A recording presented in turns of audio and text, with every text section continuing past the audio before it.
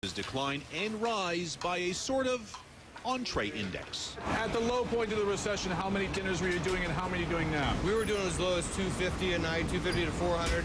Now we're doing between 450 and 700. Who also worked in the State Department under President George W. Bush, Mike Gonzalez. Good morning, guys. Good morning. Good morning. Okay, we're going to start the debate in a moment, but first let's point out exactly how much is paid for Maryland schools in state tuition.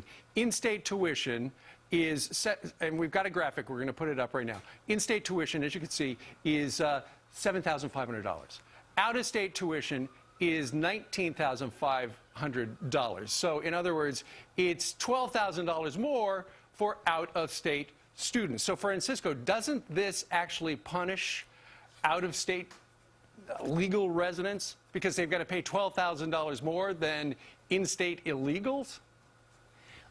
No, now, first of all, the fact that they're in-state undocumented doesn't make a difference because they're still living in-state, which means they're paying the sales tax, they're paying the property tax, they're paying their fees and the fines, the things that support the tax base for the university. So we're not talking about legal residence in the term of federal law. We're talking legal residence for state law.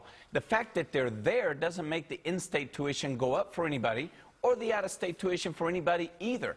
If we exclude them, then you're really creating a void in the in-state tuition part, which would make tuition go up higher. So aren't we all just better off letting people that want to get educated? And when we're pushing around the children of undocumented aliens, we're really just bullying them around. They have no way to counter this. They had no choice in being here or coming here. Sure. And they want to get an education. What's wrong with that? Mike, and we don't have any problem letting people Mike, from obviously Pakistan. Everybody wants everybody to get an education. That's important. But Well, is sure. this fair? Mike? Francisco, what's wrong with that? It's illegal.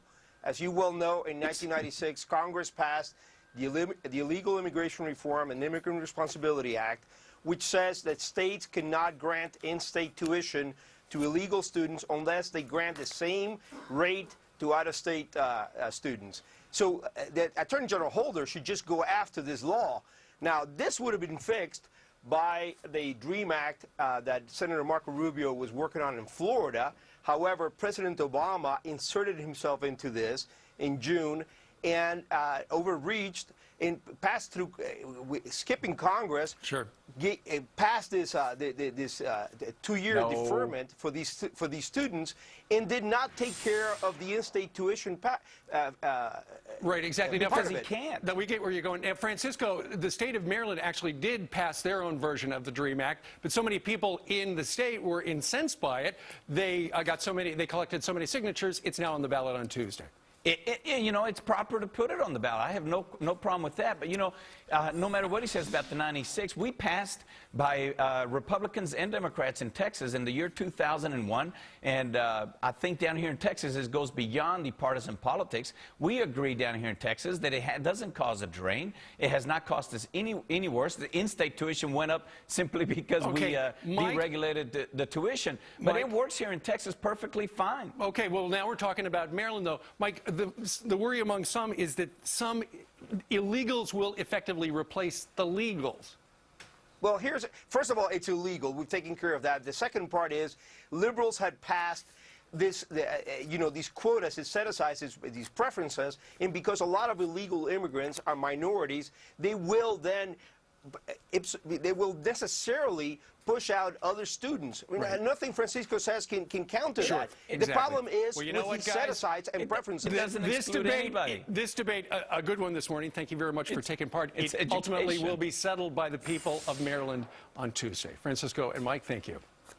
Thank you. All right, straight ahead, he's a former Secretary of State and White House Chief of Staff, and that's just the beginning of his credentials. So who does James Baker think should be the next president? He tells us, top of the hour. And we'll tell you about media bias. It exists.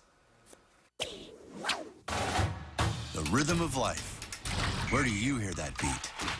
Campbell's Healthy Request Soup lets you hear it in your heart. Heart healthy, great taste. Sounds good. It's amazing what soup can do.